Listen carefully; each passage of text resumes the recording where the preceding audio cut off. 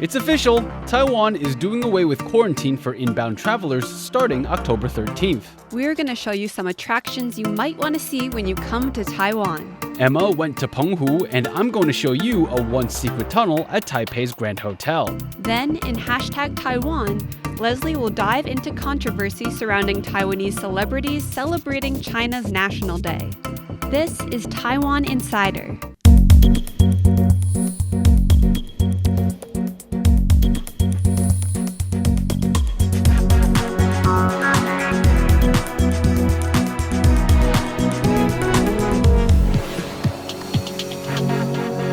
Welcome to the show.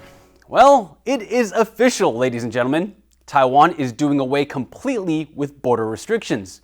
That means there will be no more arrival quarantine for inbound travelers, no more visa restrictions, and no more PCR tests at the airport.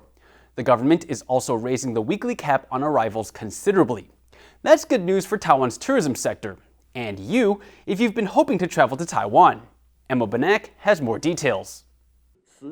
Taiwan has officially released a plan to open its borders to tourists and end quarantine requirements on October 13th.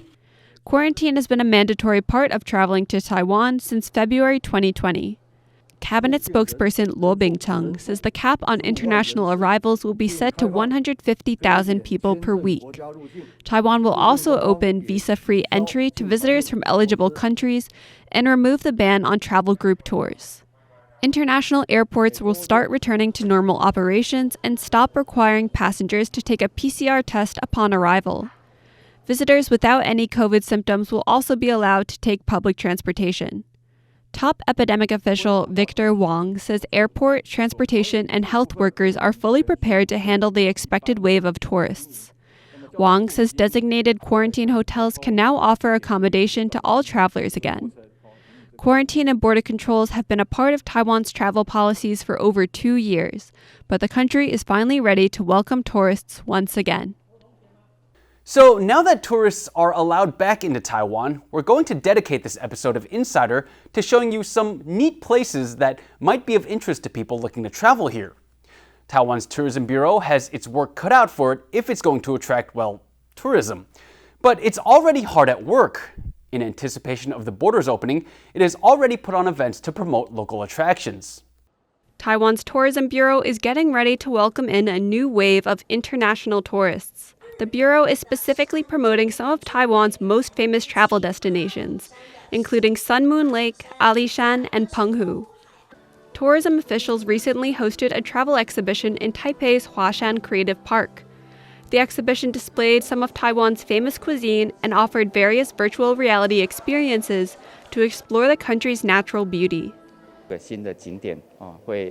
Tourism official Lin Xinren says surveys show Taiwan is one of the top 3 travel destinations that Japanese people want to visit. But even people who have grown up in Taiwan will have new sights to look forward to. The Bureau says 6 popular travel destinations are preparing 29 new tourist attractions. Some of the changes include upgrading the Green Island Visitor Center and areas for people to relax in the Zhaozhi hot springs. Lin says the attractions should all be ready by the end of this year, and he hopes the new features will get more people excited to travel to places they may have already seen before. The Tourism Bureau is also promoting several activities where people can film their travel adventures for the chance to win prizes. With Taiwan's border opening up next week, the tourism industry is looking forward to welcoming visitors from all over the world again soon. For many people, an ideal vacation means relaxing on a beautiful beach with crystal clear waters. I found all that and more when I took a trip to Panghu, one of Taiwan's most popular tourist destinations. Welcome to Panghu. There are many things about the archipelago that have attracted visitors from all over the world. Panghu is made up of 90 small islands, which means there are plenty of beaches and opportunities for water sports like kayaking and paddleboarding. Scuba diving and snorkeling also allow people to get a better glimpse of Panghu's vibrant marine life, which includes sea turtles, a wide variety of fish, coral, and even dolphins. Another major attraction is the Panghu International Fireworks Festival, which started as an annual tradition in 2003. The festival is famous for its music and dance performances, drone light shows, and of course, fireworks. Panghu's cuisine is well known for its fresh seafood. There's a kind of small squid called xiaoguan that is famous in Panghu because people often use it to make soup or savory sauces. There are even little expeditions where visitors can try fishing for the squids themselves. Once out at sea, the boat emits a green light that attracts the squids so that people can try to reel one in, although that's no easy task. However, this island paradise is in danger. Large amounts of trash wash up on the beaches every day, polluting both the land and sea. Some schools arrange for students to help pick up all the debris. One of the teachers says the students keep track of the plastic bottles' country of origin and that about 70% of the trash comes over from China. Still, there's plenty of work Taiwan can do to help reduce global warming and pollution on its own end. Due to the pandemic, Panghu has suffered from waves of over-tourism, followed by drastic drops in the number of visitors, depending on Taiwan's outbreak control. Still, as life begins returning to normal, there is also the hope that visitors from near and far can go explore this beautiful archipelago while respecting its wildlife and natural environment. One of Taiwan's most iconic landmarks is Taipei's Grand Hotel. To welcome back tourists to the country, the hotel is opening up all its doors, even the secret ones. In September 2019, Taipei's Grand Hotel, for the first time ever, allowed the public to tour a secret tunnel below the building's west wing. The tunnel was meant to be an escape route for then-President Chiang Kai-shek. In its first 3 months, the attraction brought over 50,000 visitors to the hotel. But there was another door under the west wing that remained closed. That is, until now. It turns out behind that door is another escape tunnel. To celebrate the Grand Hotel's 70th anniversary, the hotel is letting the public behind the sealed door. Hotel chairman Ling Yusen says that the world can now see both of the Grand Hotel's West Wing escape tunnels. Lin says there are many urban legends surrounding the tunnels, and the mystery surrounding the hotel is part of its charm. Due to space and personnel constraints, the tunnels can only accommodate 1,500 people a day. That's roughly 40,000 people a month. Lin says guides will give up to 5 70-minute tours a day. That's nearly 6 hours of non-stop walking and talking. The country is expecting an influx of tourists. That means more business for the Grand Hotel. In this vein, the hotel is opening up every one of its doors to eager travelers, even the secret ones. There's one more big event that's happening before Taiwan opens up its borders: Taiwan's National Day. Celebrations will take place this coming Monday on October 10th. And earlier this week, we got a preview of what kind of festivities to expect. October 10th is Taiwan's National Day. This year's holiday will mark the 111th anniversary of the Republic of China's founding. The Republic of China is the official name of Taiwan's government. Every year, there's a massive ceremony to celebrate the occasion, and these celebrations are overseen by a planning committee headed by the legislative speaker. On Wednesday, the planning committee held a press conference to show a preview of this year's festivities. The theme of this year's National Day is a call on the public to come together and protect the country. That's in the face of increasing military aggression from China, which claims Taiwan as part of its territory. This year's logo resembles a shield, symbolizing the need for protection. Legislative Speaker Liao says that it's more important than ever that Taiwan stands united and resists China's bullying. He says Taiwan will not provoke war, but it stands ready to defend itself in the name of regional peace and democracy. The National Day ceremony is divided into 3 parts: the prelude, the main ceremony, and then headline performances. There will be bands, military parades, performance troops, dance groups, choirs, aerial displays, and more. At night, there will be a concert in Taoyuan City, while a fireworks display will take place in Jiayi City to the south. With celebrations taking place throughout the country, wherever you are in Taiwan, you will never be too far from festivities. Next up in #Taiwan, Leslie takes a look at Taiwanese celebrities celebrating not Taiwan's National Day, but China's. Taiwan's National Day is coming up on October 10th. This year's National Day will mark 111 years since the founding of the Republic of China. Now, as a reminder, you'll know that the Republic of China is the official name of the Taiwan government. Things are going swimmingly for the upcoming celebrations so far. There will be bands, military parades, dance shows, all that fun stuff. But let's set Taiwan's National Day aside for a moment and talk about China's National Day, which takes place 9 days earlier. If you've seen a few episodes of this show, you know that whenever we talk about China, shenanigans are afoot. Well, today is no different. China's National Day took place on October 1st, and at midnight on that day, China's state-run television station CCTV put out a post through its account on Weibo, China's biggest social media platform. It said, "I love you, China." This is Taiwanese supermodel Ling Ziling. And remember, she is Taiwanese. 14 minutes after CCTV shared the image declaring its love for China, Ling shared it to her own Weibo to her 18 million fans. Other Taiwanese celebrities like Rainy Yang, Michelle Chen, Darren Wong, Joe Chen, among others, also shared the post all within hours, if not minutes of posting. That's not to mention all of the Chinese celebrities that also shared the post.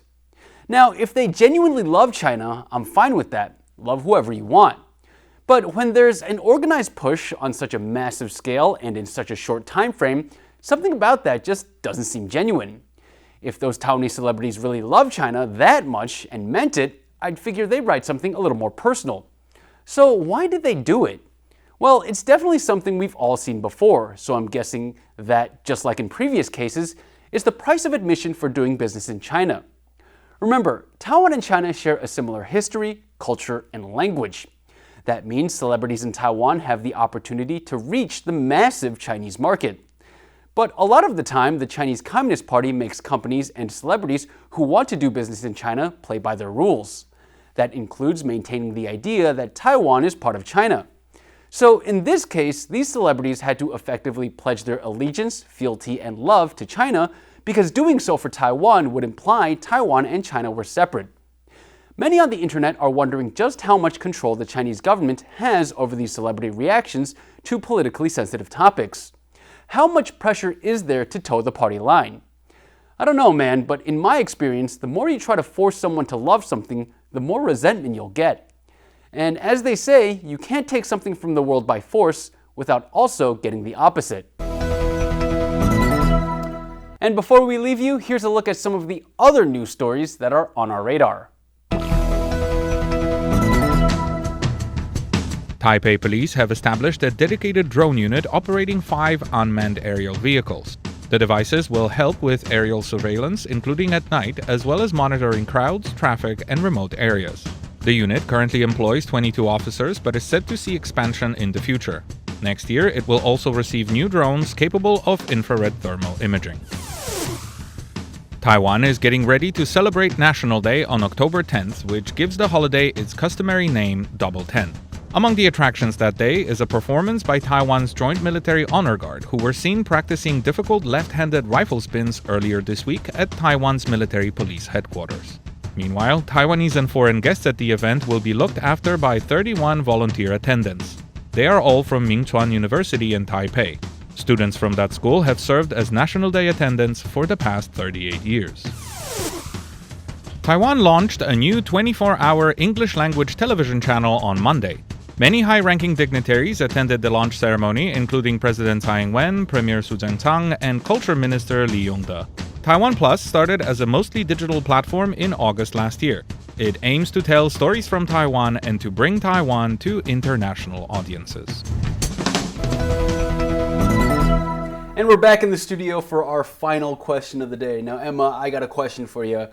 Throughout the course of the show, we always talk about what we want to do, where we want to go, what we want to eat. But finally, Taiwan's borders are opening, and I want to know, who's the first person you're going to invite to come visit you in Taiwan? Now, you got to think carefully because you're going to hurt some feelings here. I know. It was a hard decision, but Lucy is my younger sister, so I really want to invite her. She's been to Taiwan before, actually, but it was just for a week, and she was sick for part of the time.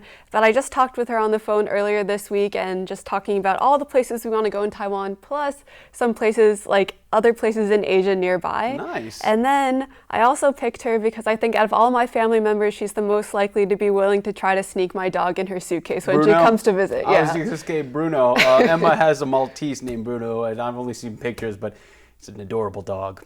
What about I'm gonna cheat a little bit, and I'm gonna say Almondwood. Now, Almondwood, I got to explain. These are my roommates back in college, and Almondwood's the complex that we lived in together for 3 years. And they've been to Taiwan before, but it's high time for a reunion because A, they love Taiwan, and B, I haven't seen them in a really, really long time, and I could just arrange everything, and we'd have great shenanigans, I could tell you right now. But, you know, I would say my brother, but he just came back in August, and that's perfectly fine. I'll say that is a bit of cheating, you know, including so many people, but I definitely understand. You can join this party, Emma. Yeah, you can join I this can party. bring my college roommates as well. I lived with 8 girls in one house, yeah. Were you in a sorority? Yeah. Okay, there we go. Anyway, that's about all the time we have for this edition of Taiwan Insider. Thank you so much for joining us. I'm Leslie Liao. I'm Emma Banak. Don't forget to follow us on social media. We're on all the major platforms. You got your Facebook, your YouTube, your Instagram, your Twitter. You can find us on there.